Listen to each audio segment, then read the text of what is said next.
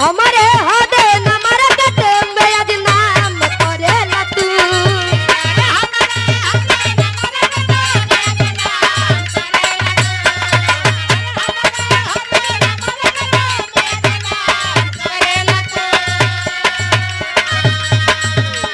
हमारे होदे नमर कटे बेद नाम करेला तू बदनाम करेला तू हमें बदनाम करेला तू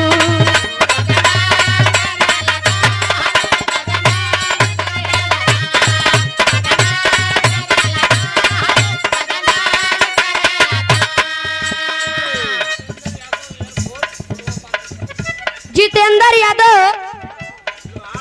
एयरफोन गोलवा पार के धरती से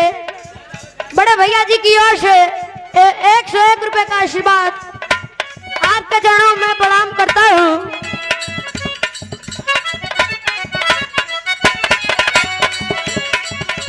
एकदम नई नई गीत हमार मास्टर एती पारी उलट गई ना गाना में उलट गई ना नया नया जबले बटे जवानी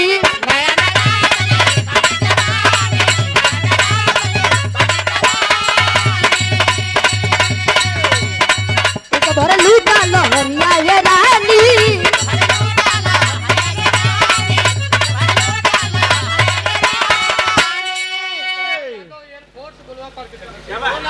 जितेंद्र यादव ईयरफोर्स